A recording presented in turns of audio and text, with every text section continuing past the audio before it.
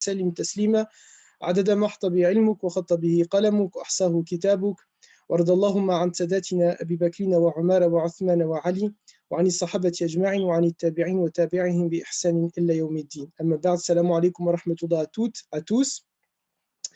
Bienvenue dans le 4e épisode de cette saison 1 autour du Coran, en espérant que jusqu'à maintenant la série vous plaît, que les enseignements vous plaisent, en espérant que ce soit des cours qui puissent répondre à l'invocation qu'on fait toujours à Allah Ta'ala, Rabbi zidni ilman nafi'a wa rizqan wasi'a. Donc en espérant que ces cours, que ces enseignements, ils soient bénéfiques, enrichissants sur le plan de la spiritualité, enrichissants sur le cheminement vers Allah Azza wa Jal, que vous puissiez apprendre des choses, des éléments à l'intérieur.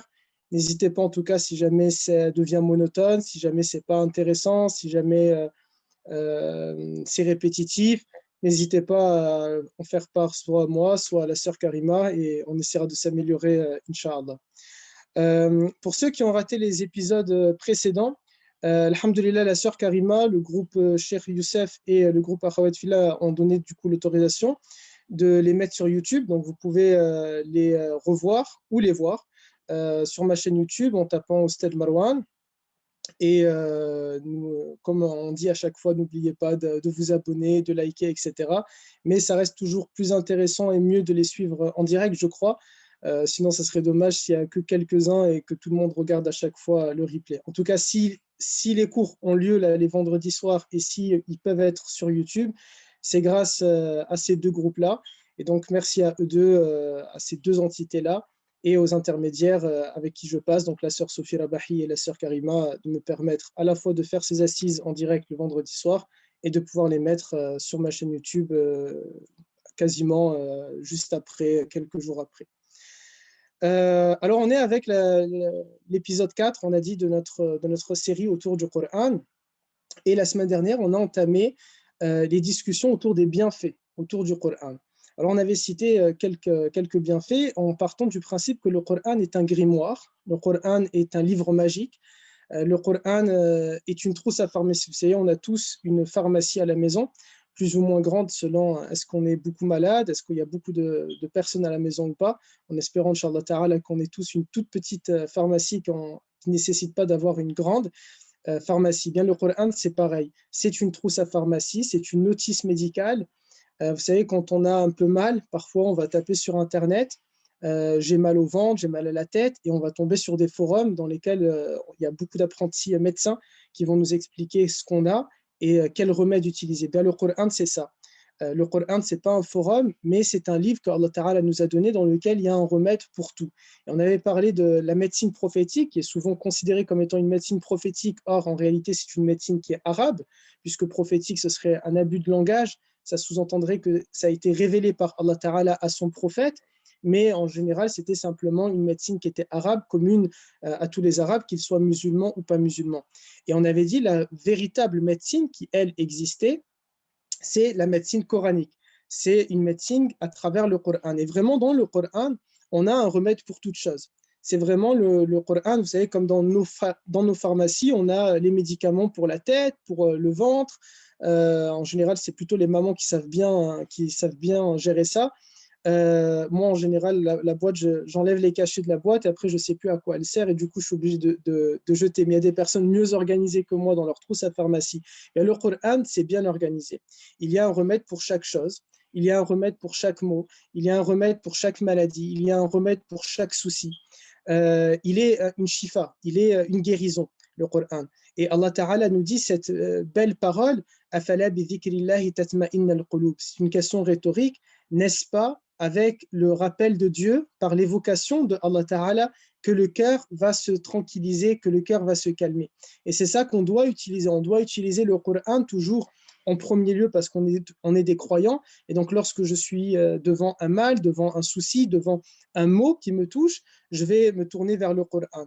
Et si malheureusement le mal persiste, on avait dit qu'à ce moment-là, ce n'est pas un souci d'ordre spirituel, mais plutôt d'ordre terre à terre, plus humain. Et à ce moment-là, je peux me tourner vers le reste des soins qui peuvent s'offrir à moi.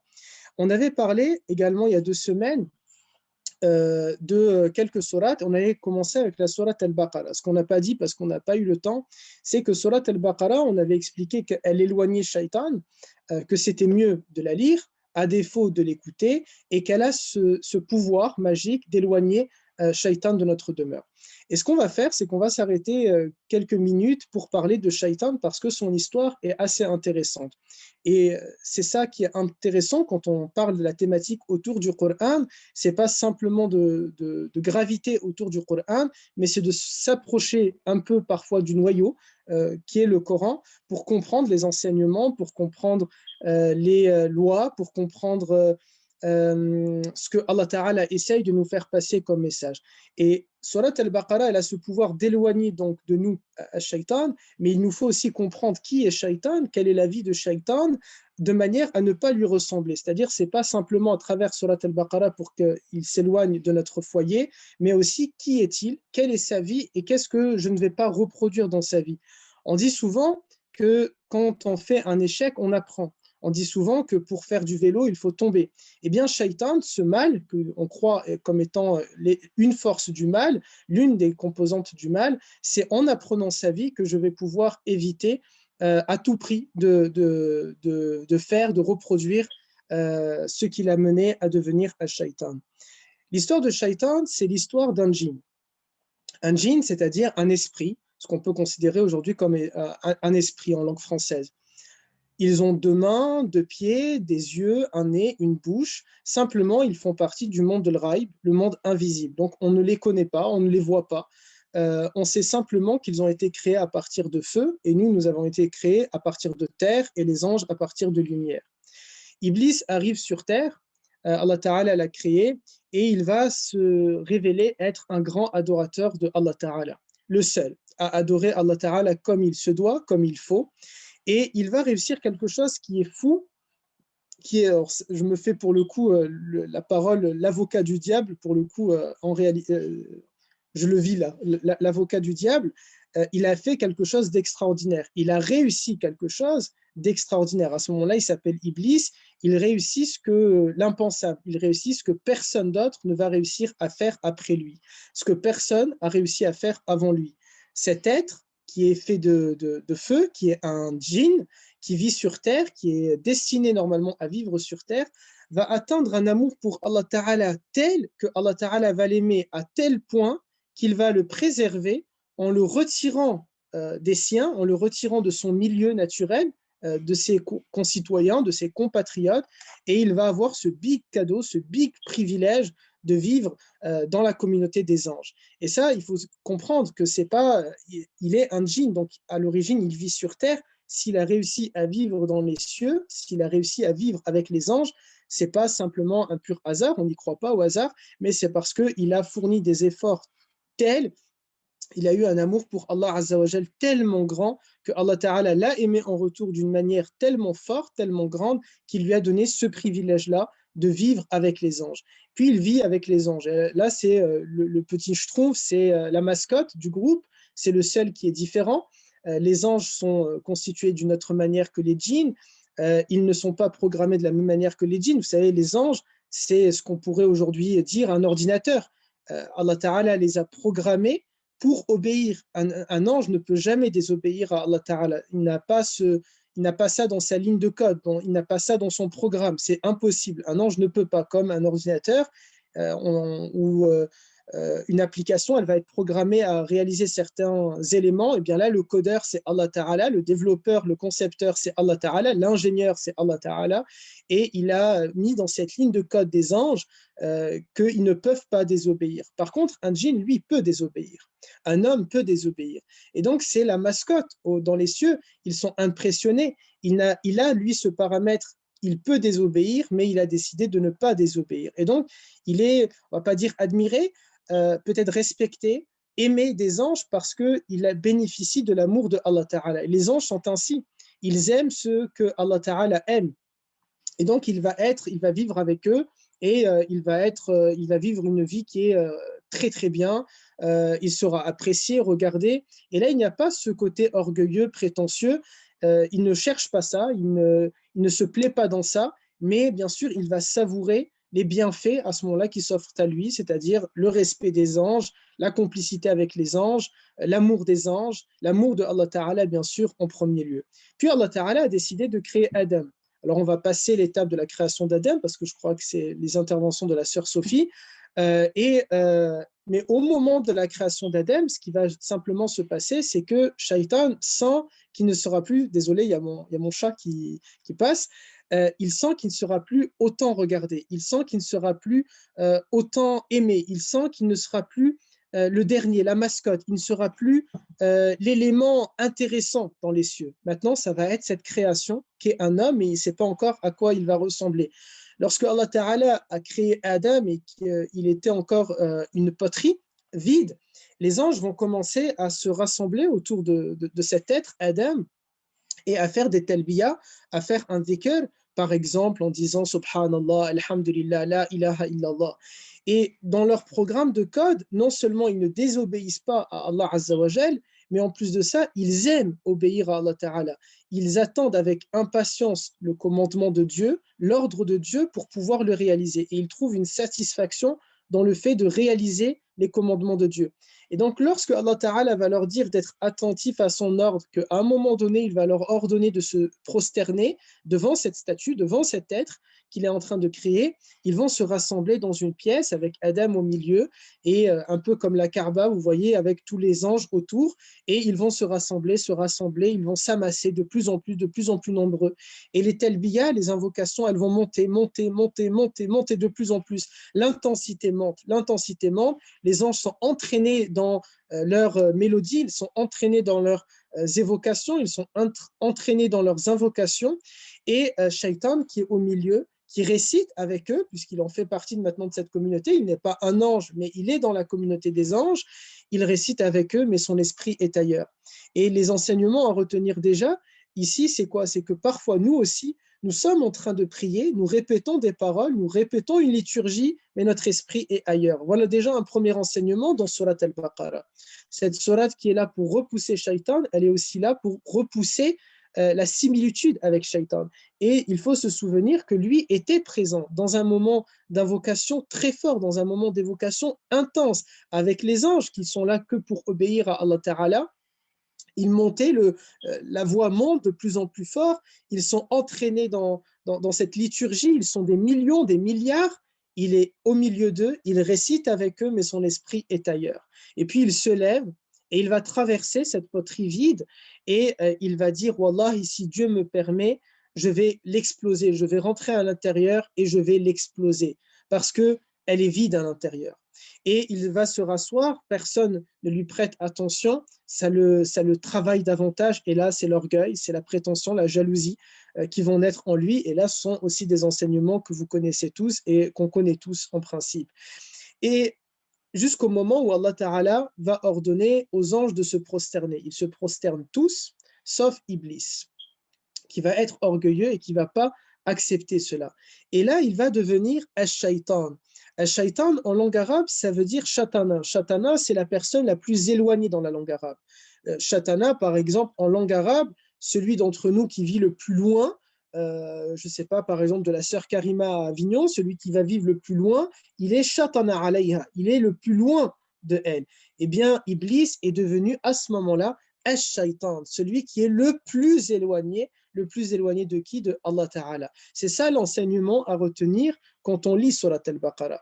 C'est ça l'enseignement ici à retenir, c'est le fait de comprendre, de savoir qu'il y a une personne, un djinn, qui a tellement aimé Allah Ta'ala qu'il a obtenu un niveau que vous et moi, on n'obtiendra jamais dans notre vie, mais à cause d'une prosternation, à cause d'une jalousie aussi, d'un orgueil, il est devenu l'ennemi public numéro un, il est devenu le Al Capone de l'islam, il est devenu celui qui est le plus éloigné de Allah Ta'ala.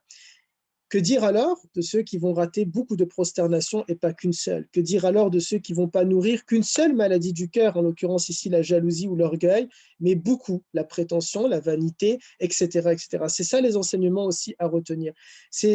Rappelez-vous quand on avait dit Omar ibn al-Khattab, qui va se refuser d'apprendre Surat al-Baqarah à vitesse, mais il va se dire, je vais apprendre Surat al-Baqarah uniquement, je vais apprendre un verset quand je vais l'appliquer. C'est-à-dire, il apprend le verset numéro 1 et quand il l'applique dans sa vie, il se permet alors d'apprendre le verset 2. Il avait la capacité, la faisabilité de connaître Surat al-Baqarah très rapidement, très facilement, très aisément, mais il se refusait de le faire tant qu'il n'applique pas les enseignements. Et c'est quelque chose qui est assez important. Être dans cette thématique, dans ces cours, dans cette série qu'on a autour du Coran, c'est aussi ça, c'est-à-dire de prendre le Coran, mais de tirer les enseignements, les moralités, les réflexions et de les appliquer au quotidien dans notre vie. C'est vivre finalement ce qu'on a déjà dit dans les séances précédentes, faire ce que le prophète était. Quand Saïda Aïcha, radiallahu anha, on lui demandait comment était le prophète à l'intérieur du foyer, comment était-il, elle disait kana khuluquhul Qur'an. Il était, sa moralité, c'était le Coran. C'était un Coran vivant. C'était un Coran, j'avais utilisé cette expression, un Coran sur pattes, un Coran qui marche. Le Coran est un livre théorique. Eh bien, Rasulullah alayhi salatu salam était la pratique de ce livre-là. Le prophète alayhi salatu salam était l'explication de cette théorie du Coran, et c'est ce que nous aussi, on doit essayer de faire, toujours bien sûr, sans s'en vouloir, sans être dur avec nous-mêmes, sans brûler des étapes, de toujours cheminer vers Allah Azza wa Jal. La vie est longue, le chemin est long pour rencontrer Allah Ta'ala, et donc il nous faut avoir le temps. Je dis souvent à mes élèves, ne cherchez pas à monter tout en haut de la montagne très vite, mais prenez le temps de monter au fur et à mesure et faites en sorte, espérez de ne jamais voir le haut de la montagne, parce que derrière le haut, il y a simplement le bas. C'est-à-dire, une fois qu'on est en haut, bien, ça veut dire on s'arrête, il n'y a plus rien à faire. Et c'est pour ça que Omar ibn al-Khattab faisait cette invocation, il espérait ne jamais connaître comment on dit, j'ai oublié le terme, euh, l'apogée, c'est ça, l'apogée du califat. Et lorsque ses amis, ses compagnons lui demandaient la raison, il disait parce qu'après l'apogée, il n'y a que la régression. Il y a simplement on va simplement échouer. On ne peut pas rester au top, à son meilleur niveau constamment et tout le temps. À un moment donné, forcément, on se fatigue. Et donc, l'islam, c'est ça, c'est-à-dire on ne va pas brûler des étapes, on ne va pas s'imposer d'un coup d'être au top du top, mais il nous faut constamment monter. Et ce qui est intéressant, c'est qu'il y a des plateaux. On va monter, on va galérer un peu, si on peut utiliser ce terme un peu familier, et puis il y a un plateau pour observer une belle vue, et puis encore on remonte, et de nouveau un plateau, et ainsi de suite, en espérant ne jamais connaître le plus haut niveau, parce que derrière, qu'est-ce qui va nous rester? Sauf si, bien sûr, une fois qu'on l'a connu, on espère que Allah Ta'ala nous rappelle à lui, de manière à ce qu'on ne va pas redescendre et qu'on ne va pas commettre des péchés. Donc, c'était ça, Surat al-Baqarah. À travers cette sourate-là, de comprendre, elle éloigne certes Shaitan, mais il nous faut comprendre c'est qui est Shaitan, qui est cet Iblis-là, et qu'est-ce qui a fait qu'il est devenu Shaitan, et qu'est-ce que je dois comprendre moi pour ne pas devenir moi aussi un des éloignés de Allah Ta'ala, une des personnes qui éloignent. Vous savez que dans les explications en langue arabe, les savants, les mufassiroun, lorsqu'ils traduisent le terme ash-shayatin, certains ont dit ce sont des rebelles chez les djinns, d'autres ont dit ce sont des rebelles chez les hommes, d'autres ont dit c'est des rebelles à la fois chez les hommes et chez les djinns, et c'est la vie consensuelle et qui concilie les deux premiers. Et donc lorsque je décide de commettre un péché, lorsque je décide de m'éloigner de Allah Ta'ala, finalement je deviens ce shayatin, vous voyez. Et d'ailleurs on le dit assez naturellement en langue arabe, c'est un shaitan celui-là. Dès qu'il va commettre quelque chose de grave, de mal, ou qu'il est en train de s'éloigner de la bonne voie, de la droiture, on le dit assez naturellement de cette manière-là, et c'est la réalité. Et donc c'est ça les enseignements aussi à retenir de Surat al-Baqarah. Et puis on est arrivé normalement à la 5e sourate, Surat al-Ma'ida. Surat al-Ma'ida, le prophète alayhi salatu salam nous a dit à son sujet, la Surat al-Ma'ida s'appelle dans le royaume de Dieu celle qui sauve. Elle sauve le serviteur qui la répète des mains des anges chargés de l'application du châtiment. Et donc là, on comprend que cette sourate, lorsque je la récite, les anges qui sont chargés d'appliquer le châtiment, à un moment donné, à force de la réciter, et c'est à la fois la beauté, le mystère de ne pas savoir, de ne pas pouvoir le quantifier. Vous savez, si on savait que c'était 20 fois, on va se contenter de 20. Mais quand on ne sait pas, on va se surpasser. Aujourd'hui, je vais la réciter une fois, la semaine prochaine, je la réciterai 2 fois, et ainsi de suite, mon niveau va monter de plus en plus, ce challenge va être repoussé de plus en plus.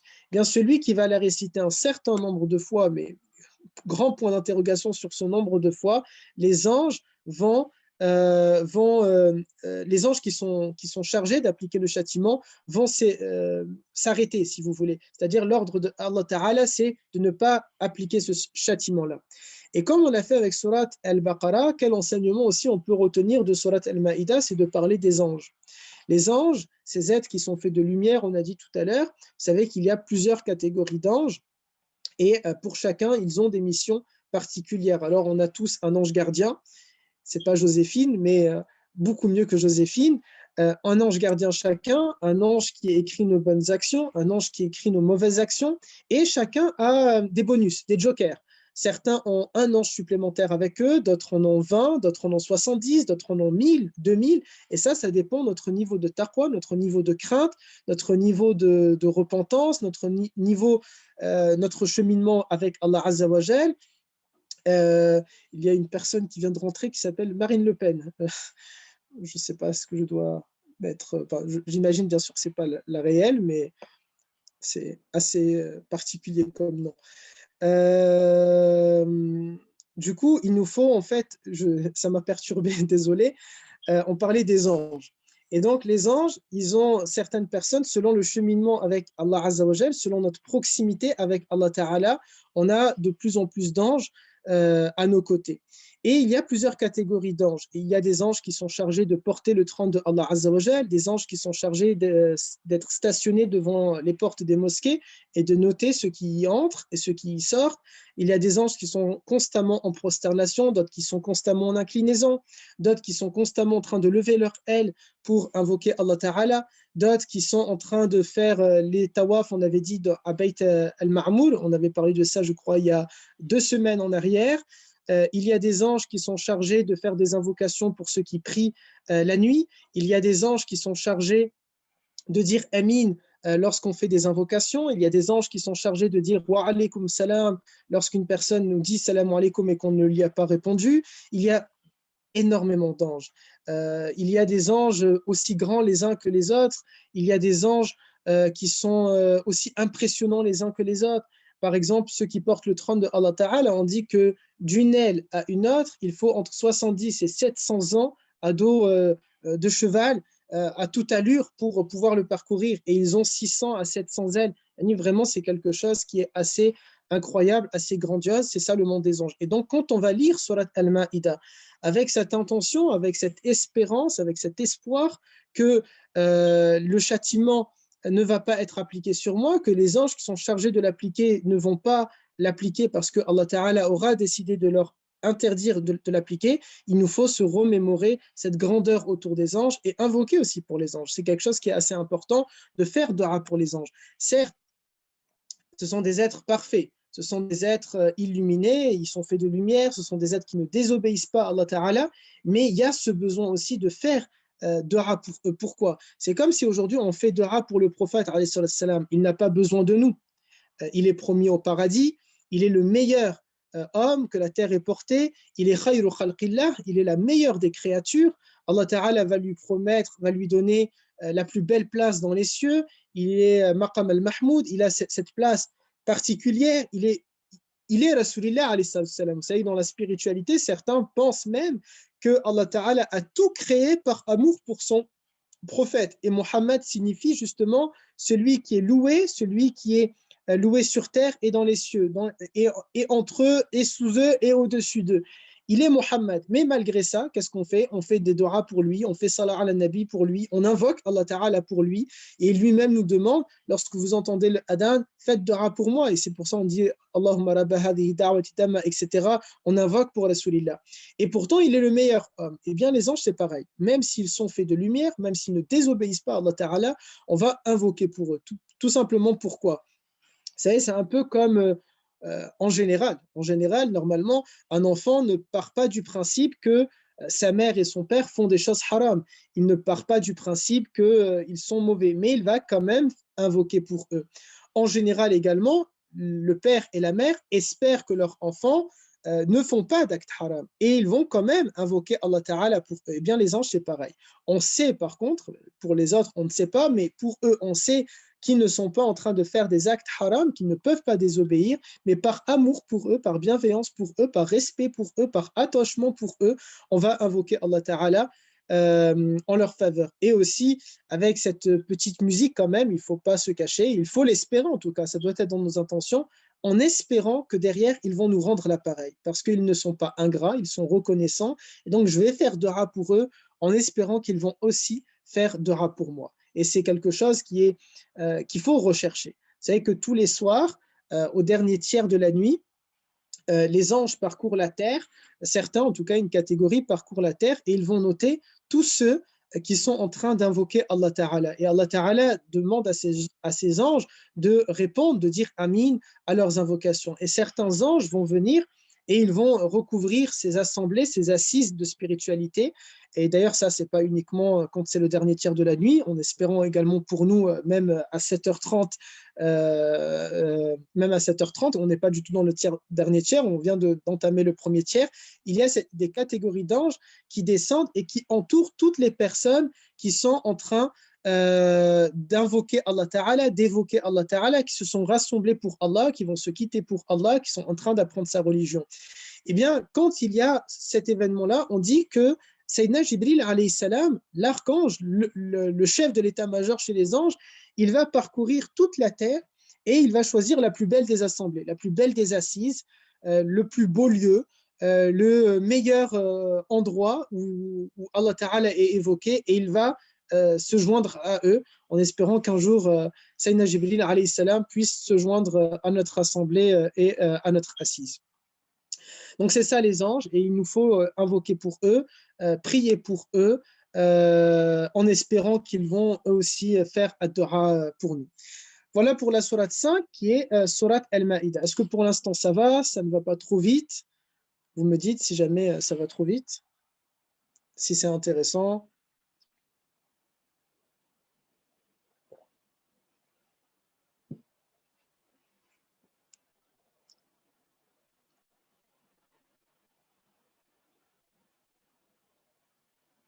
Alhamdulillah, barakallahu fikum. On passe avec maintenant sourate Al-An'am, la 6e sourate de notre étude. Cette sourate, elle aide à la guérison. Et on avait déjà dit dans les séances précédentes, je l'ai refait en acte introductif, que c'est une guérison coranique qui est très importante et sur laquelle il nous faudrait focaliser. Et Surat Al-An'am a ce pouvoir-là de guérir. Alors bien sûr, l'islam est une religion, vous savez, dans ses principes, dans la sharia a plusieurs principes. Et dans ces principes, il y a le fait qu'elle est réaliste. Nous sommes une religion qui est réaliste, on ne vit pas dans un monde utopique, on ne vit pas dans un monde de bisounours, on ne vit pas dans un monde où on pense et on croit que l'homme est un être parfait. Nous sommes une religion qui est réaliste. Donc, on compose avec les différentes religions. C'est pour ça qu'on dit lakum dinukum waliyadin. C'est une religion réaliste et c'est pour ça que l'islam a mis en place, dans le cadre, bien sûr, d'un État musulman qui n'a plus cours aujourd'hui, mais à l'époque de Rasulullah alayhi salam, il y avait des sanctions parce que s'il n'y a pas de sanctions, c'est comme si aujourd'hui en France, il n'y avait aucune sanction. On vit dans un monde archaïque, d'anarchiste, et ça ne peut pas fonctionner. Donc l'islam, c'est cette religion qui est réaliste. Et dans cette réalité, l'islam nous dit de trouver une guérison dans le Coran, mais pas que. Lorsque je suis malade, tout n'est pas dans le Coran. Parce que parfois, on peut être trompé. En lisant un hadith ou en lisant un verset, si on va le lire de manière littérale, on peut être trompé. Si on prend l'exemple de l'huile de Nigel, lorsqu'il y a cette parole attribuée au prophète, salam, elle soigne de tout sauf de la mort. En réalité, l'huile de Nigel ne guérit pas du Covid, l'huile de Nigel ne guérit pas d'une phase terminale d'un cancer, l'huile de Nigel ne guérit pas, ne peut pas réveiller une crise cardiaque, il n'y a que le massage qui va pouvoir le réaliser. Donc l'islam, c'est cette religion réaliste. Simplement, quand on dit que Surat Al-An'am va guérir ou quand on va parler de tel ou tel ou tel élément qui vont permettre la guérison, c'est dans un contexte. C'est-à-dire que si le problème, si le mal, si le mot n'est pas physique mais spirituel, la guérison est dans la spiritualité. Si le mal est physique et corporel, il appartient à ce monde terrestre, alors la solution, elle fait partie de ce monde. Et vous savez, on a ces différents mondes. Allah Ta'ala est Rabbul Alamin parce qu'il y a plusieurs mondes qui coexistent, qui cohabitent. Il y a le monde al-ghaib, le monde de l'invisible, il y a le monde visible, il y a le monde des djinns, il y a le monde des anges, il y a énormément de mondes. Quand un mal touche le monde réel, c'est un soin réel qui va me soigner. Mais quand mon mal est un mal du monde invisible, alors c'est un remède du monde invisible qui va me soigner, et en l'occurrence le Coran. Bien que ce soit un objet matériel, donc que je vois dans le monde réel, il est en réalité connecté au monde de l'invisible, puisque c'est la parole d'Allah Ta'ala, et que Allah Azza wa Jal fait partie de ce monde invisible. Et c'est ça le secret de Surat Al-An'am. Elle aide à la guérison. Et on avait parlé d'une guérison souvent de troubles. C'est pas péjoratif, vous savez, de parler de troubles psychologiques, de troubles psychiatriques, c'est pas quelque chose qui est péjoratif. Dans notre communauté, là, je m'auto-flagelle en premier, hein, on va dire c'est l'avantage d'être un arabe qui parle de la communauté arabe. Souvent, dès qu'il y a un problème, on va tout de suite mettre la faute sur un djinn, ou on va tout de suite penser qu'on m'a jeté un sort, ou que c'est l'aïn, ou que je sais pas, alors que parfois c'est simplement une dépression, c'est simplement un mal psychologique, un mal-être psychologique, un mal-être psychiatrique, et on a besoin d'abord, avant d'aller chercher la solution coranique, donc avant d'aller chercher la solution dans le monde de l'invisible, de regarder d'abord dans le monde visible, d'aller chercher d'abord dans ce monde visible, en parlant à un psychologue, en parlant à un psychiatre, en prenant de l'antistress, en prenant soin de soi. Parfois, il suffit simplement de se prendre quelques minutes, de retravailler sa respiration, de mieux améliorer son sommeil, de changer simplement de matelas pour mieux dormir. Quand on a essayé toutes les solutions dans le monde terrestre, si on a toujours les problèmes, alors oui, il faudrait à ce moment-là s'intéresser au monde de l'invisible. Ou alors le faire en même temps. La moindre des choses, c'est au moins de le faire en même temps. C'est-à-dire, avant de passer, je ne laisse pas Surat Al-An'am de côté, je vais tout entreprendre dans le monde terrestre, tout en lisant constamment, chaque jour, Surat Al-An'am, en invoquant Allah Ta'ala, et à ce moment-là, si au moins peut-être prendre ce double soin, on est sûr de pouvoir guérir.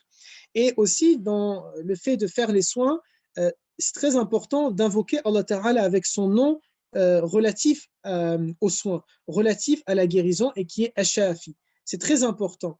Les savants nous ont appris à faire cela. Les 4 imams nous ont appris à faire cela. Les compagnons et Rasulullah, en premier lieu, notre maître, nous a appris à faire cela. De répéter Ya Shafi, Ya Allah, Ya Shafi, Ya Allah, Ya Shafi, Ya Allah. De rentrer comment on dit, euh, je crois que vous m'avez compris, mais rentrer euh, en connexion avec Allah Ta'ala, de rentrer vraiment, de se connecter à Allah Azza wa Jal à travers cette parole-là. Ya Shafi, Ya Allah. Allah Ta'ala, Allah Ta'ala nous dit dans le Coran, Ud'uni astajib lakum. Demandez-moi, je vais vous répondre. On ne peut pas croire que Allah Ta'ala ne va pas me répondre. Allah Ta'ala répond. Simplement, lorsque je n'ai pas la réponse, c'est peut-être que j'ai mal composé une résonance, on pourrait dire ainsi, Allah Ta'ala me répond. Simplement, si je n'ai pas entendu sa réponse, si je n'ai pas ressenti sa réponse, c'est pas parce que il ne faut pas le voir parce que je suis mauvais ou parce que je suis loin. Non, on va plutôt le voir peut-être que je n'ai pas composé le bon nom. Allah Ta'ala a plusieurs attributs, c'est à moi de rechercher à travers l'attribut adéquat, à moi de me mettre dans une posture, dans une position, dans un mood qui va être intéressant pour pouvoir me connecter avec Allah Ta'ala. C'est très important. C'est ça aussi les enseignements qu'on peut retenir de Surat Al-An'am. Ensuite, on passe à Surat Al-Kahf. Cette surat qui est très important de réciter tous les vendredis de manière à se prémunir de Dajjal. Vous savez, si on la lit un vendredi, elle me protège jusqu'à l'autre vendredi de Dajjal. Alors, quand est-ce que le vendredi rentre dans l'islam ou chez les Arabes, peut-être tout simplement, pas forcément chez l'islam, c'est à partir de Maghrib de la veille. C'est-à-dire que, arabiquement parlant, je viens de chalgoumiser un terme, désolé, aujourd'hui, nous sommes samedi. À partir de Maghrib, on passe à un nouveau jour. Et donc, à partir de Maghrib, le jeudi de notre calendrier grégorien, je peux réciter Surat Al-Kahf jusqu'avant Maghrib du vendredi. À ce moment-là, je l'ai récité dans ce qu'on appelle le vendredi Yawm al-Jumu'ah. Et si je l'ai fait, elle me protégera de Dajjal jusqu'au vendredi suivant. Alors, qui est Dajjal? Dajjal, il nous faudrait toute une séance peut-être sur lui, donc on ne va pas le faire aujourd'hui, mais grosso modo, c'est une bête qui va arriver. Alors, on peut bien sûr débattre sur le terme bête, c'est vraiment pas l'objet de ce cours, on va dire une personne, un être, une entité qui va arriver à la fin des temps. Mais l'enseignement à retenir à travers Surat Al-Kahf, c'est quoi? C'est de se rappeler de la mort, et non pas forcément de la fin des temps. Parce que bien sûr, je ne connais pas la date. Allah Ta'ala nous dit dans le Coran, il te pose la question au sujet de l'heure et dis-leur, Allah Ta'ala répond en disant, dis-leur que seul Dieu connaît sa date. Et donc, bien sûr, personne ne connaît la date de la fin des temps. Simplement, je crois qu'on devrait davantage s'intéresser à notre fin à nous plutôt qu'à la fin des temps. Alors, la fin des temps, c'est un sujet qui passionne. Je le vois avec mes élèves, ce sont des adolescents pour certains. Quand je leur dis qu'est-ce que vous voulez qu'on étudie, c'est la fin des temps, la fin des temps, la fin des temps, la fin des temps. Mais il y a une fin qui est avant, c'est notre fin à nous, notre mort. Parce que sans, bien sûr, penser jamais que je connais ou que quelqu'un connaît la date de la fin des temps, statistiquement parlant, la probabilité fait qu'il y a beaucoup plus de probabilité que je connaisse ma mort avant de connaître la fin des temps. Ne serait-ce que lorsqu'on regarde les grands signes de la fin des temps qui ne sont pas encore tous rassemblés, parmi lesquels le fait que l'Arabie doit redevenir fertile. Pour l'instant, on en est loin. Mais donc, Surat Al-Kahf, je vais la lire. Je sais, c'est pas que je sais dans le sens de la certitude, je pense dans la probabilité que Dajjal ne va pas descendre d'ici la semaine prochaine. Mais elle me permet de me rappeler qu'il y a à un moment donné une échéance, il y a une date de péremption. Cette date de péremption, c'est soit la fin des temps, en effet, ou bien c'est la mort. Et donc, elle doit me rappeler cela, cette sourate. Lorsque je la lis en espérant la protection de Allah Ta'ala contre Dajjal si jamais il venait à venir, elle doit aussi me remémorer, me faire penser que peut-être je vais mourir, peut-être que je vais rencontrer la mort. Et cette sourate ne protège pas contre Munkar et Nakir, qui sont ces deux anges qui vont venir me poser des questions dans ma tombe. Vous voyez, c'est mes actes, c'est ma foi, c'est ma philosophie, mes réflexions qui vont m'aider ce jour-là dans la tombe, puisque les anges vont nous poser des questions et c'est mon quotidien qui répond en réalité, ce n'est plus moi qui réponds. Lorsque Munkar et Nakir nous demandent « Que dis-tu au sujet de cet homme qu'on appelle Mohammed ? Quelle est ta foi? Quel est ton Dieu ?» Là, ce n'est pas moi qui réponds, mais c'est mon quotidien. Si je ne connais rien de Rasulillah, je ne connais rien de Rasulillah. Si je suis loin de la ilaha illallah, je suis loin de la ilaha illallah. Et si je n'ai pas la pratique, le comportement, la moralité du croyant, ben malheureusement, je n'ai pas la pratique, la moralité, le comportement du croyant. Et donc, Surat Al-Kahf, je la lis en espérant qu'Allah Ta'ala me protège contre Dajjal, mais je dois aussi la lire en prenant toute la mesure, toute la gravité du fait que peut-être je ne vais jamais le rencontrer Dajjal, mais je vais rencontrer ma mort. Et vous savez que dans une parole de Rasulillah, alayhi salatu salam, il nous enseigne que le châtiment de la tombe est beaucoup plus pire que celui de la fin des temps. Mais ce qui est incroyable, c'est qu'on s'intéresse, et moi le premier, ça passionne la fin des temps, mais le châtiment de la tombe sera beaucoup plus pire. Et donc, on doit s'intéresser à celui-ci, s'inquiéter de celui-ci, remédier à celui-ci, espérer invoquer Allah Ta'ala pour ne pas le subir, parce que peut-être on va le vivre lui et non pas la fin des temps. À côté, la fin des temps, c'est un cadeau, c'est un privilège de pouvoir le vivre. Alors c'est un privilège dans le sens que ça nous passionne, et en même temps, c'est un privilège dans le sens que c'est moins pire, moins douloureux, moins grave que celui de la tombe. Et pourtant, on sait tous que dans l'enseignement de l'islam, ce que vous avez pu lire à droite, à gauche, ce que vous avez pu écouter à droite, à gauche, ça fait peur, la fin des temps. C'est quelque chose qui est assez impressionnant, ne serait-ce que, par exemple, l'eau qui bout, les montagnes qui explosent, c'est quelque chose d'affreux qui nous inquiète. Mais le châtiment de la tombe est beaucoup plus pire. mais parce que parfois on va le lire simplement en le survolant, en se disant, bon, on pense dans l'islam que la tombe va se resserrer, on va nous envoyer quelques bêtes. Je pense que le fait de se dire, c'est une réflexion personnelle, le fait de se dire je suis mort et c'est dans ma tombe, je ne vais pas le vivre. Alors que la fin des temps, je suis vivant, je suis là, et d'un coup ça vient, donc je vais vraiment le ressentir. Mais non, dans la tombe, on est tout aussi vivant que sur Terre, si ce n'est plus. Si ce n'est plus. Parce que c'est le vrai vivant qui est en train de vivre dans la tombe, dans le sens que c'est la nouvelle vie qui est là. C'est la nouvelle vie qui commence, c'est la vie éternelle qui débute, c'est la vie où il n'y a pas d'échappatoire, c'est le moment le plus difficile à l'intérieur. Et c'est surtout le moment où on ne peut plus rien changer. C'est le moment où il n'y a plus personne pour venir nous aider, c'est le moment où il n'y a plus personne pour nous accompagner, c'est le moment où je ne peux plus, moi, faire certaines pratiques qui vont faire que je ne peux pas fuir. Dajjal, je peux fuir. Fuir, peut-être qu'il me rattrapera, oui, mais en tout cas, j'ai cette action, cette possibilité de fuir, et le simple fait de fuir, vous savez, quand on avait parlé de Surat Ali Imran qui fait fuir les animaux sauvages, qui nous protège des animaux sauvages il y a 2 semaines, bien, quand je fuis devant un animal sauvage, peut-être qu'il va me rattraper, mais le simple fait de fuir, ça va me donner de l'adrénaline, ça me donne un peu d'espoir. Mais dans la tombe, il n'y a aucun lieu où fuir. Avec Dajjal, il y aura ce lieu où fuir, même si, bien sûr, il peut nous rattraper. C'est ça les enseignements à retenir de Surat Al-Kahf. On passe maintenant à Surat Al-Anbiya. Cette surat nous aide à faire ce qu'on appelle alors je ne veux pas le dire l'acceptabilité, comment on dit pour que ce soit acceptable, si quelqu'un peut m'aider, l'acceptabilité, c'est ça, l'acceptabilité de nos invocations.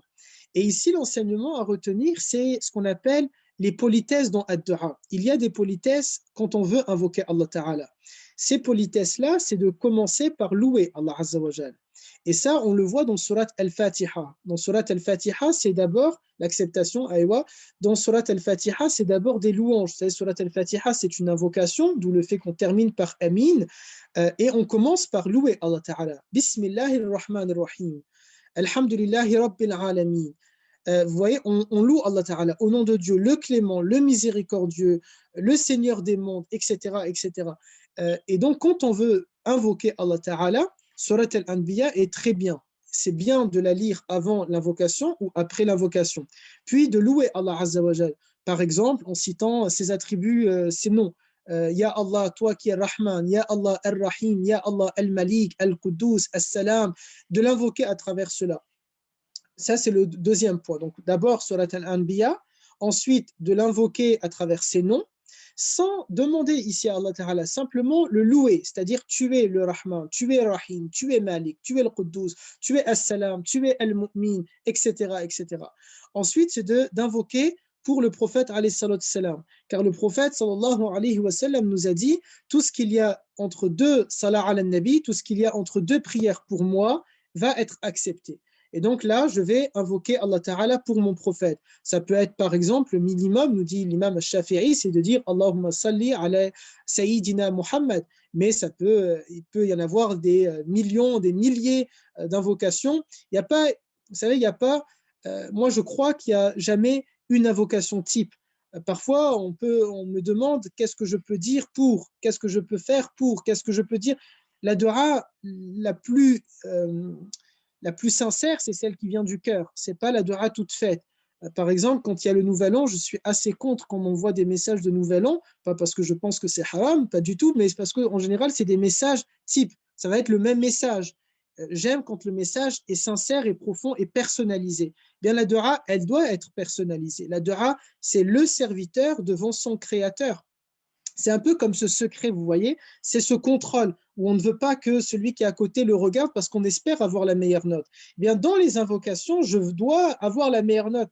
Je dois être celui qui va invoquer Allah Ta'ala de la plus belle des manières. Et pour ça, je n'ai pas envie de refiler mon invocation. Bien sûr, il ne faut pas le prendre littéralement. Je peux aider, je peux orienter, montrer. Mais c'est dans le sens de vouloir vous dire que il ne faut pas s'inquiéter de comment j'invoque Allah Ta'ala. Invoquez Allah Ta'ala avec votre cœur. Parlez avec votre cœur. Que ce soit en langue française, en anglais, en berbère, en algérien, en le dialecte algérien, en arabe littéraire, peu importe.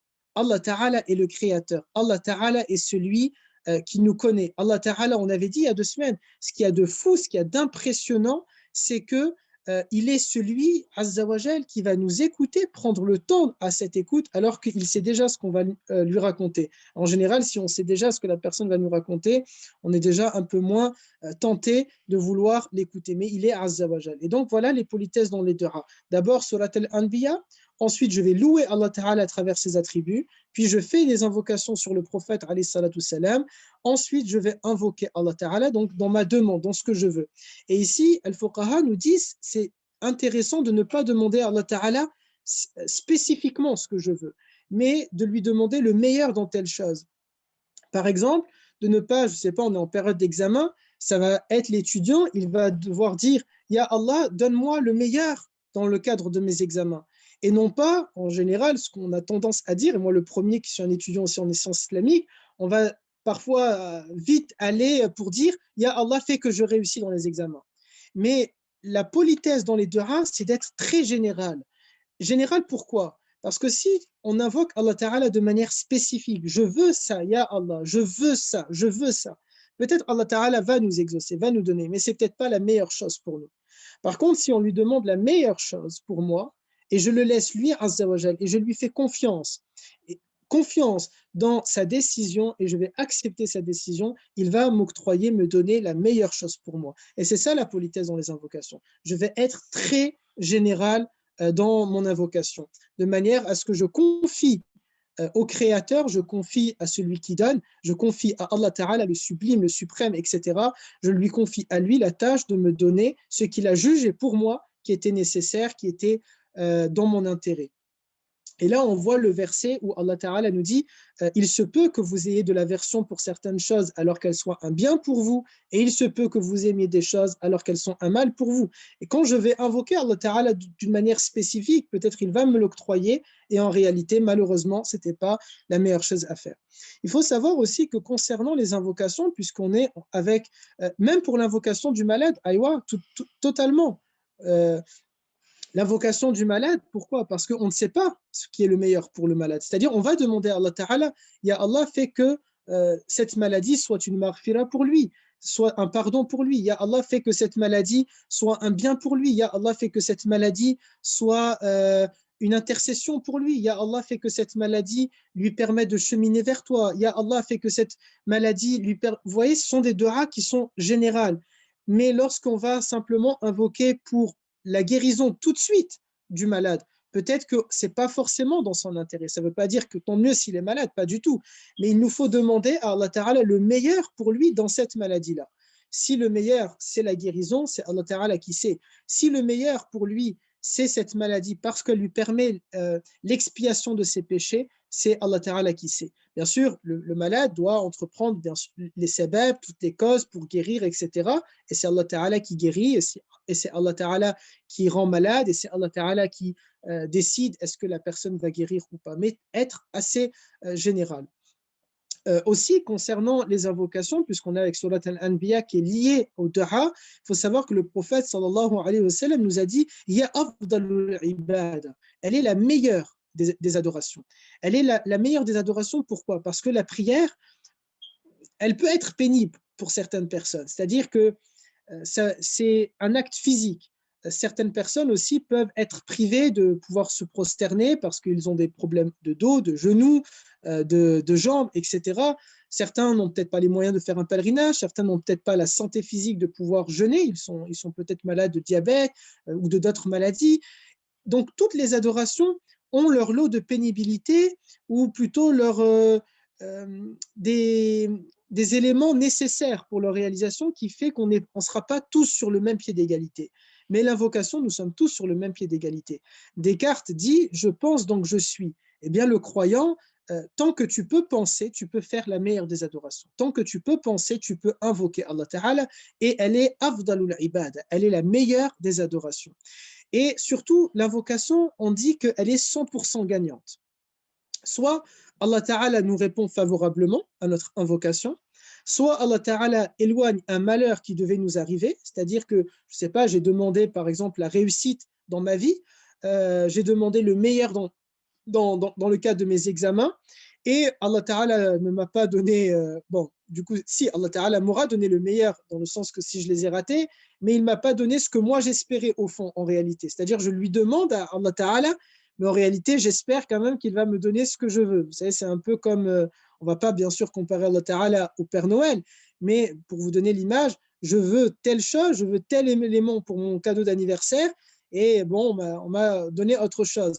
Parfois, on peut tirer la tête, mais avec Allah Ta'ala, il ne faut surtout pas tirer la tête parce que ce qu'il m'a donné, c'était l'élément qu'il me fallait. Donc, soit il m'a donné ce que j'attends au fond de moi, soit il ne m'a pas donné ce que j'attends au fond de moi, mais il m'a donné autre chose qui est un bienfait pour moi, même si je ne le vois pas, soit il m'a enlevé un malheur qui devait m'arriver dans ma vie. À un moment donné, il devait m'arriver telle chose, je ne le sais pas. Et Allah Ta'ala, parce qu'il ne m'a pas répondu favorablement, a compensé, a échangé cette invocation-là avec l'enlèvement de ce malheur ou de cette épreuve, de ce châtiment, ou bien elle va être une intercession le jour du jugement. Il y a certains d'entre nous, lorsqu'ils seront présents devant Allah Ta'ala et qu'il va exposer nos bonnes actions et nos mauvaises actions, alors il va nous dire, Azza wa Jal, tu as fait cela, cela, cela, cela de bien, et on voit le côté de notre balance du bien qui est très lourd, on est satisfait. Mais ensuite, Allah Ta'ala nous parle des choses mal qu'on a fait dans la vie. Tu as insulté celui-ci, tu as volé celui-ci, tu as trompé celui-ci, trahi celui-ci, fait à celui-ci, tu m'as fait, tu as raté telle prière. Et là, ça change, ça change, ça change jusqu'à que le mizan, le côté de la balance du mal, des mauvaises actions, a ruiné nos bonnes actions. Et là, je dis nous, parce que je ne sais pas est-ce que j'en ferai partie ou est-ce qu'on en fera partie, on va être un peu défaitiste, on va se dire, ça y est, khalas, c'est fini pour moi, c'est l'enfer qui m'attend. Je suis là devant Allah Ta'ala, mon jugement vient de passer, j'ai vu toutes mes bonnes actions et d'un coup maintenant mes mauvaises et elles ont totalement changé la balance. Et là Allah Ta'ala va nous demander de lever notre tête et on va voir comme une feuille d'automne qui descend ainsi et qui va se poser sur le côté de la balance des bonnes actions et qui va totalement renverser la situation. Et on va s'étonner en demandant à Allah Ta'ala qu'est-ce qui a fait changer ça. Je m'arrête ici. C'est fou parce que on va poser la question alors que c'est l'esprit humain très curieux. Parce que normalement, tu prends et tu dis Alhamdulillah devant celui qui est Allah Ta'ala Al-Hamid. Mais bon, on a posé la question. Alhamdulillah, le prophète nous a donné la réponse à travers ça en disant, quand on va demander, c'est quoi qui a tout fait changer? Et là, Allah Ta'ala va nous répondre, ce sont toutes les invocations, toutes les doras que vous avez fait et que je ne vous ai pas répondu, je les ai gardées pour ce jour-là, pour le jour du jugement. Et c'est pour ça que la dua est 100% gagnante. C'est pour ça que les invocations sont 100% gagnantes et qu'il nous faut invoquer, invoquer, invoquer Allah Ta'ala. Parce que lorsque j'invoque Allah Ta'ala, je lui montre que je suis l'esclave et qu'il est le maître. Je lui montre que je suis le pauvre et qu'il est le riche. Je lui montre que je suis celui qui demande et celui qui exauce. Je montre que je suis celui qui se plaint et il est celui qui écoute.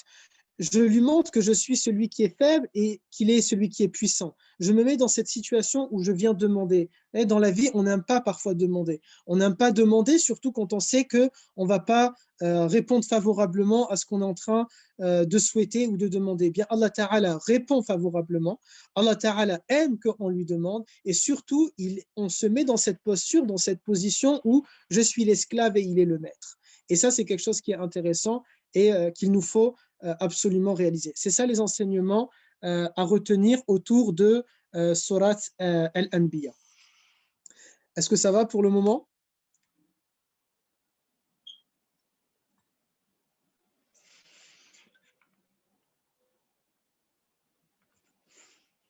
Alhamdulillah. Et on va finir aujourd'hui avec Surat Yasin. Surat Yasin qui est le cœur du Coran. Surat Yasin qui est vraiment, c'est le poumon, le cœur du Coran. Surat Yasin qui est tout. Surat Yasin qui est vraiment Yasin, Yasin, Yasin. C'est, il faut absolument vivre avec Surat Yasin. Surat Yasin, c'est ça doit être, c'est un bijou. Surat Yassine, c'est quelque chose qui est, déjà, elle est belle, cette sourate, elle n'est pas très longue, elle fait que 6 pages, elle est magnifique à écouter, elle est apaisante. Surat Yassine, le prophète sallam a dit le cœur du Coran, c'est vraiment quand on veut entendre quelqu'un, je sais pas, je suis pas père et je suis pas mère. Je suis père dans le sens que j'ai des élèves que je considère comme mes fils, mais je les ai pas vus quand ils étaient dans le ventre de leur mère. Mais quand on veut entendre la vie, en général, la première échographie, on est content d'entendre des battements du cœur. On réalise davantage, j'en parle comme si je l'ai vécu alors que pas du tout, j'imagine qu'on le vit en comprenant que j'ai une vie dans mon ventre, mais là maintenant j'ai entendu cette vie-là. Eh bien, le Yassine, c'est ça. J'ai ce Coran, il est vivant, il est là, je le sais, mais je dois me connecter avec son cœur. Quand j'écoute le cœur du Coran, je comprends davantage c'est quoi le Coran, je ressens davantage c'est quoi le Coran. Et l'imam al-Shafi'i nous a conseillé de la lire tous les matins. Il faut vraiment lire Yassine tous les matins. C'est vivre avec Yassine chaque jour. Euh, je peux presque jurer ici. Alors, je ne veux pas le faire au cas où vous allez être déçus ensuite que ça ne s'est pas réalisé, mais sincèrement, euh, lisez Yassine chaque matin. Et au bout d'un certain temps, votre vie va changer. La vie change quand je lis Yassine. La vie change quand on lit Yassine. Yassine, on doit être connecté constamment à Yassine. Je vais mal, Yassine. Je ne suis pas bien, Yassine. Je suis heureux, Yassine. Je commence avec Yassine. Je finis avec Yassine. Le soir, disons, c'est pas pareil. Vous savez, il y a ce qu'on appelle par exemple le miracle morning. On se lève le matin quand tout le monde dort, je me prépare, je fais un peu de sport, je prends un petit déjeuner. Avant que le soleil se lève, j'ai déjà réalisé une journée dans la journée. Mais Yassine a ce pouvoir-là. Lorsque je lis Yassine juste après Salat al-Fajr, lorsque je lis Yassine juste avant la prière de Fajr, lorsque je lis Yassine alors que le soleil ne s'est toujours pas levé, ma vie va changer. Ma vie va être transformée. Yassine, c'est le cœur du Coran. Le prophète sallam a dit, elle est le cœur du Coran et elle renferme énormément de bienfaits. Alors j'en ai listé ici quelques-uns. Par exemple, son équivalent, sa valeur, c'est 12 rythmes. C'est-à-dire, c'est quand je vais lire Yassine, c'est comme si j'ai lu le Coran. Ah, bah ça, c'est un garçon. C'est comme si j'ai lu le Coran 12 fois. C'est quelque chose qui est impressionnant. Imaginez-vous, je n'ai pas le temps de lire le Coran 12 fois le matin, mais j'ai cette possibilité-là de lire Yassine. Alors, ça ne devrait pas nous exempter d'avoir une rythme en cours, on l'avait dit dans le premier épisode de notre série, de lire concernant le Coran, de se donner ce programme de lecture du début à la fin. Si ça prend 1 mois, alhamdulillah, 2 mois, alhamdulillah, 3 mois, alhamdulillah, 6 mois, alhamdulillah, 1 an, alhamdulillah, il n'y a pas de mal. Mais chaque matin, je lis également Yassine. Et chaque matin, j'ai cette valeur-là de 12 rythmas une fois que j'ai lu cette sourate-là.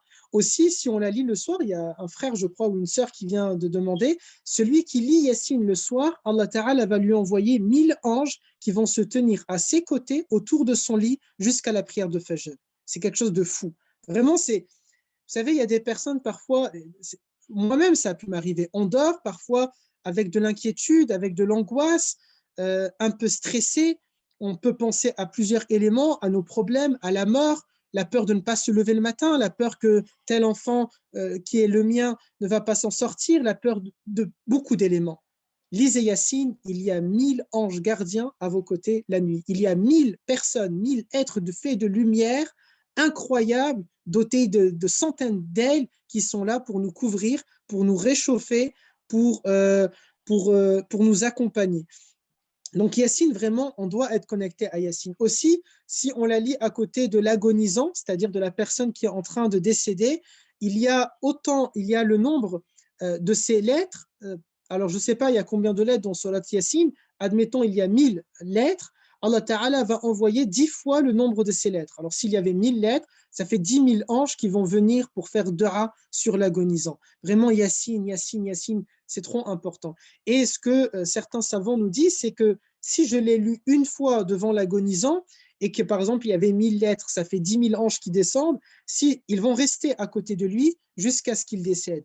Je vais la lire une deuxième fois, voilà 20 000 anges. Je l'ai lu 10 fois, voilà 100 000 anges. Je l'ai lu 100 fois, voilà 1 million d'anges. C'est quelque chose qui est incroyable. Voilà comment accompagner nos morts. Voilà comment accompagner les personnes qui décèdent. C'est pas simplement à travers une invocation.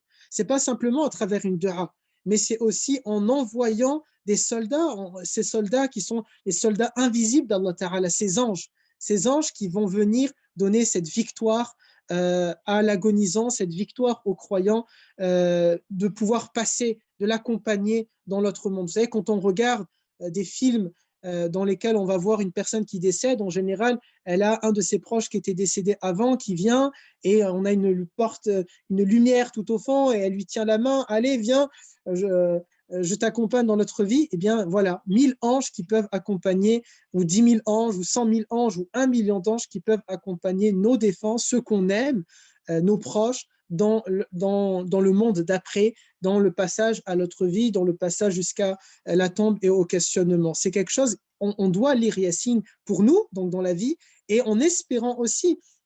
Vous savez, il y a des paroles où on dit « prie avant qu'il ne soit trop tard » ou « prie avant qu'on ne prie sur toi ». Bien, j'ai envie de la refaire mienne, cette parole, en disant « lisez Yassine » de manière à ce qu'on, pas, je ne vais pas dire lisez Yassine avant qu'on le lise sur vous, parce que j'espère qu'on le lira sur vous et sur moi, mais plutôt lisez Yassine, connectez-vous à Yassine, de sorte que notre entourage dise il était proche de Yassine. Eh bien, lisons Yassine pour lui. Ou bien, si on trouve personne qui va lire Yassine pour nous, au moins Allah Ta'ala peut-être, Allahu A'lam, va envoyer des anges qui vont venir lire pour nous Yassine, parce qu'on aura été connecté à Yassine, on aura aimé Yassine. Vous savez, il y a un compagnon qui a dit à Rasulillah, Ya Rasulallah, j'aime Surat Al-Ikhlas, parce que ce compagnon, constamment quand il faisait la prière, il récite Surat Al-Fatiha, puis Qul Wallahu Ahad, puis une autre surat. Et les autres compagnons, ils se sont dit, il est complètement en train de délirer celui-ci, le prophète n'a jamais fait ça, c'est Surat Al-Fatiha, puis une autre. Il n'a pas fait Surat Al-Fatiha, Qul Wallahu Ahad, et ensuite une autre. Et donc, ils sont allés le balancer au prophète salam pour qu'il se peut-être, Allahu A'lam, soit bien sûr avec une bonne intention, mais peut-être même si c'était pour le gronder, c'est dans le sens taquin. Ils étaient très taquins, les compagnons entre eux. Je fais une parenthèse, une fois, certains compagnons ont attaché Abu Bakr et ils sont allés le vendre au marché aux esclaves. Vous voyez, ils étaient très taquins avant de dire non, non, on rigole, c'est pas du tout un esclave. Donc, ils étaient très taquins entre eux. Et ce compagnon, quand le prophète lui demande pourquoi tu lis Qul Wallahu Ahad à chaque fois après Al-Fatiha alors que je ne vous ai pas enseigné de faire ça. Ça, c'est, je vous présente mon chat Huraira. Il va dire, ce compagnon, radiallahu anhu, il va dire parce que j'aime cette sourate. Et là, le prophète va lui dire le jackpot, la parole jackpot, il va lui dire Allah Ta'ala vient de me révéler que cette sourate t'aime. Cette sourate t'aime. Et aimons sourate Yassine. Soyons connectés à sourate Yassine, aimons-la. Et peut-être, Inch'Allah Ta'ala, en espérant qu'un jour, elle nous aime et qu'elle intercède en notre faveur. Aussi, le prophète sallam nous a dit, celui qui va lire surat Yassine, plus surat Al-Mulk, plus surat Al-Waqi'a le soir, alors Allah Ta'ala lui accordera de l'aisance, de la félicité, de la richesse, quelle que soit cette richesse. L'aisance, ce n'est pas forcément quelque chose de pécunier, mais l'aisance, c'est de vivre bien. Aussi, il y a un programme avec Surat Yassine.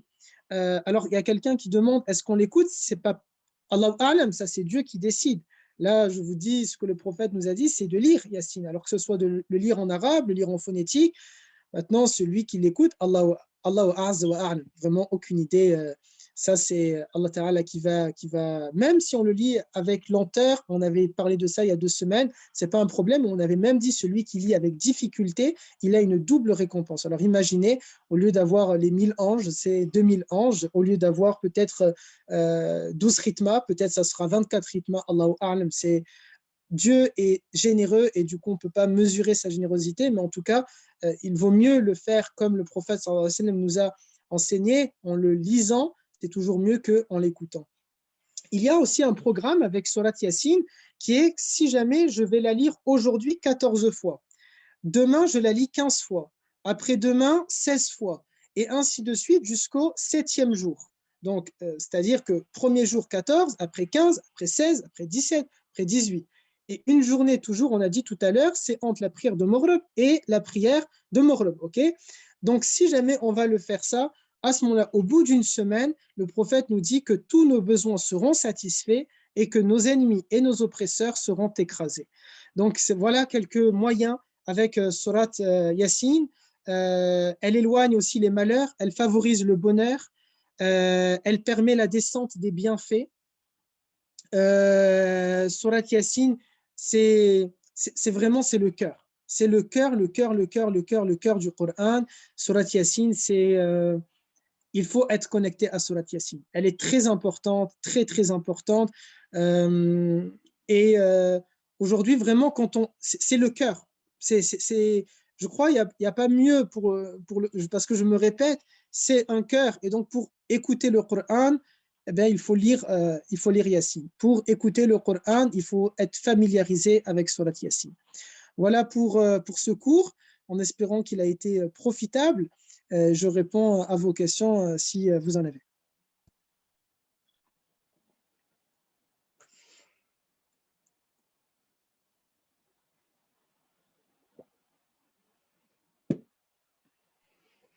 Barakallahu fik, Khouya Marwan.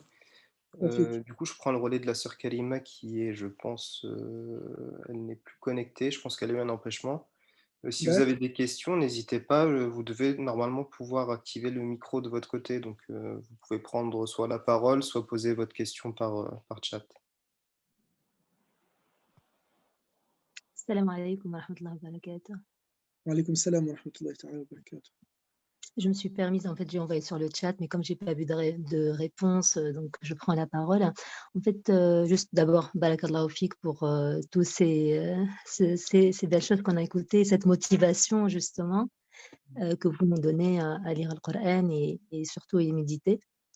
Pour Yassine, en fait, je vous cache pas, en fait, ça m'a intriguée. Donc, parce qu'autour de moi, il y a du tout. Les salafis, les soufis, tout le monde est là, alhamdoulilah. Donc, c'est la parole d'Allah qui nous réunit tous. Mais Yassine, en fait, ça a été beaucoup évoqué par des soufis. J'ai fait beaucoup de recherches. J'ai pas trouvé vraiment de athar et de hadith par rapport à. Enfin, le seul truc que c'est quand on dit sur une personne décédée, ça oui, je l'ai trouvé. Mais le reste, par exemple, vous avez parlé de 7 jours, vous avez parlé d'autres, de la lire, on va dire, tous les jours. Enfin, j'ai pas trouvé en fait. Est-ce que vous pouvez m'aider sur ça? Est-ce que Bien vous sûr, avez bien sûr. des hadiths? Merci beaucoup. Barakallahu fik. Je vous en prie. Alors en fait, les sources en islam, elles sont bien sûr en premier lieu le Coran. Ensuite, c'est la Sunna, donc les hadiths, mais pas que. C'est-à-dire ce qui constitue le corpus des sources en islam, il y a énormément de sources. D'abord le Coran, puis la Sunna, et ensuite il y a énormément d'autres sources qui peuvent là maintenant diverger selon les mouvements que vous avez cités, selon les écoles doctrinales. Certains vont classifier les sources ensuite plus ou moins dans un ordre de priorité. Mais d'abord, on a le Coran, puis la Sunna. Ensuite, il y a plein d'autres sources. Alors, elles ne sont pas dans cet ordre-là, selon les écoles, mais on va avoir le raisonnement par analogie, on va avoir l'ijtihad, on va avoir l'istihsan, on va avoir par exemple l'intérêt général, on va avoir énormément d'autres éléments qui vont constituer ce qu'on appelle les sources du droit musulman. Et pour Surat Yassine, alors il y a certainement dans les hadiths, il y a également dans les autres sources pour le coup. Et je sais que par exemple, en tout cas pour moi, dans le cadre de ce cours-là, c'est l'imam Shafi'i, rahimahullah. L'imam Shafi'i a mis Yassine au cœur de son travail. Il a énormément incité ses élèves à lire Yassine, à faire Yassine, en leur disant les bienfaits que j'ai cités et d'autres, hein, la liste n'est pas du tout exhaustive, ou alors tout ne vient pas, bien sûr, de l'imam al-Shafi'i. Mais c'est comme ça, en fait, qu'on va voir ces éléments-là, ces bienfaits-là. Ensuite, c'est vrai que, comme vous dites, c'est souvent ce qu'on appelle aujourd'hui les soufis. J'ai un peu de mal à dire ça parce que concernant le soufisme, je dis souvent que le soufisme était une réalité sans nom à l'époque du prophète et aujourd'hui c'est un nom sans réalité. Parce qu'aujourd'hui, ça veut dire tout et n'importe quoi, le soufisme. Et ce que nous, on appelle soufisme aujourd'hui n'était pas forcément le soufisme à l'époque de Rasulullah, parce que ça ne portait pas ce nom-là. Mais du coup, quand je dis ça, c'est pas dans le sens d'une spiritualité soufie. Peut-être simplement parce que parmi les éléments que vous avez cités, les voix, les mouvements que vous avez cités, certains sont plus ou moins attachés à écouter ce que vont dire les quatre imams et d'autres un peu moins. Certains vont se contenter, par exemple, les coranistes que du Coran. Et donc, ils vont pas avoir d'informations sur Surat Yassine ailleurs, si ce n'est dans le Coran. D'autres vont être beaucoup plus attachés au hadith et vont se contenter que du hadith. Et donc, ils vont rejeter le reste. Mais là, maintenant, c'est un peu, ce serait un débat doctrinal, un débat d'école juridique. Mais en tout cas, les sources, voilà, islamiquement, que ce soit les quatre grandes écoles ou les autres écoles qui sont moins connues, toutes ont diverses sources, plusieurs sources. D'abord le Coran, puis la Sunna, puis d'autres sources.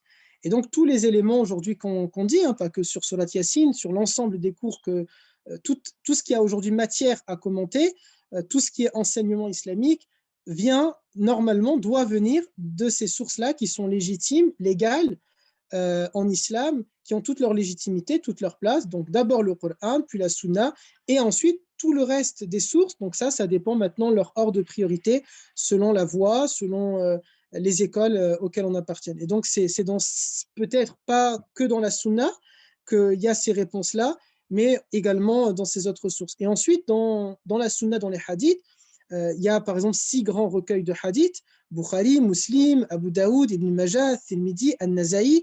Donc il y a cela, mais il y a aussi les recueils de Ahmad, il y a le recueil de l'imam Malik, il y a le Al-Mu'atta, donc Al-Mu'atta c'est Malik, si je ne me trompe pas, Al-Um de Shafi'i. Donc il y a, vous voyez, tous ces livres-là qui sont aussi composés de paroles, d'enseignements, de hadiths qui n'ont pas forcément été validés par Bukhari, mais par eux, sans compter aujourd'hui aussi d'autres personnes qui ont authentifié des hadiths qui ne sont pas dans Bukhari, qui ne sont pas été authentifiés par les 4 grands imams ou par les 6 grands imams des recueils de hadiths. Donc vraiment, la source islamique est immense, énorme. Et du coup, ces éléments-là, là maintenant, je ne pourrais pas vous dire forcément tel élément, il vient de celle-ci ou tel élément, il vient de celle-là, mais soyez en tout cas rassurés que ces éléments-là, ils émanent de l'une des sources légitimes, en tout cas en islam. Après, c'est vrai que ça dépend. Maintenant, par exemple, je ne sais pas si on est attaché à telle voie, on va rejeter tel ou tel élément, mais malheureusement, là, je peux rien faire et rien dire.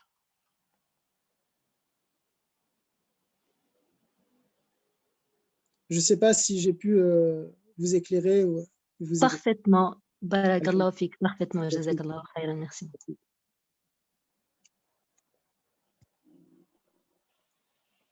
Est-ce qu'il y a d'autres questions? Alors moi, je ne peux pas voir quand vous écrivez simplement. Ça s'en va. Du coup, soit si vous pouvez lever la main ou si le frère Mohamed Amin, je crois qu'il m'a parlé tout à l'heure. Ouais, je suis en train de regarder, je vois pas de questions. C'est très profitable. Barakallahu fik, c'est très intéressant, mashallah. Barakallahu fikoum.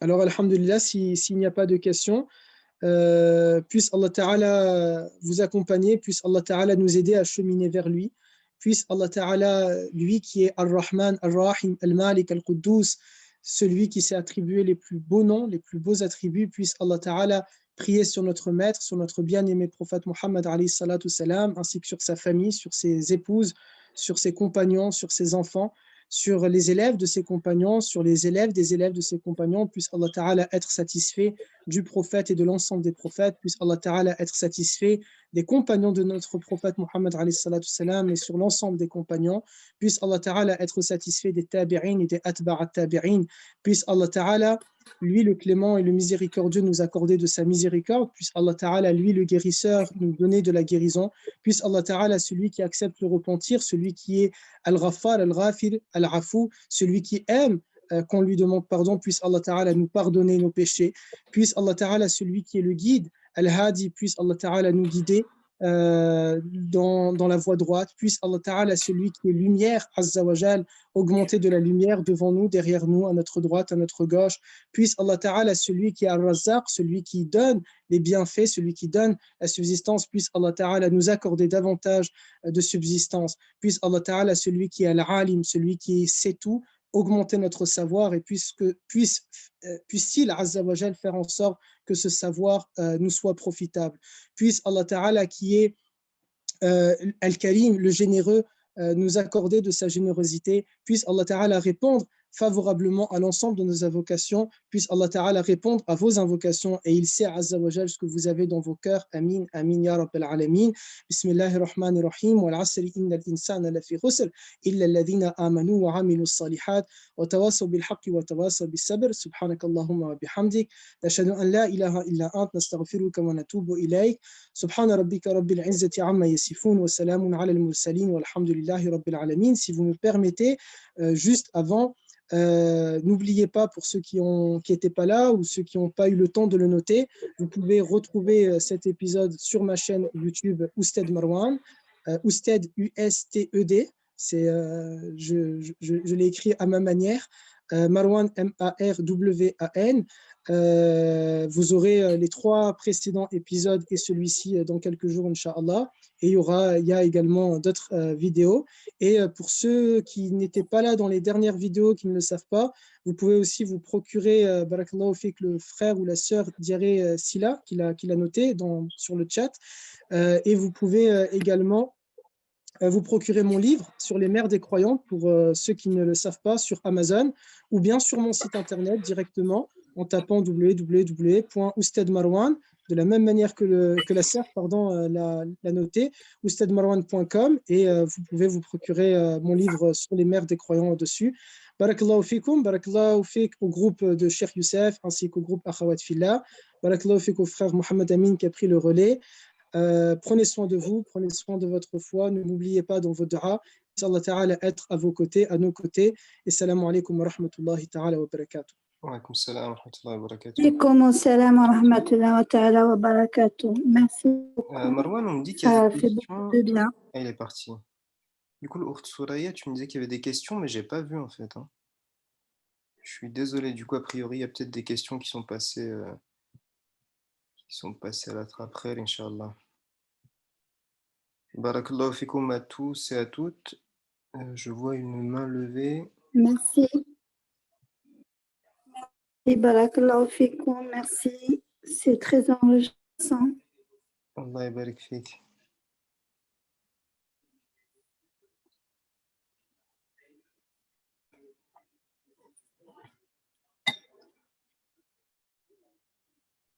Du coup, l'enregistrement, il sera, Inch'Allah, sur la chaîne YouTube de l'Akh Marwan et également, normalement, sur le groupe WhatsApp, Inch'Allah. Bonne soirée à tous. Salam alaikum. Salam, merci. Alaikum salam, merci.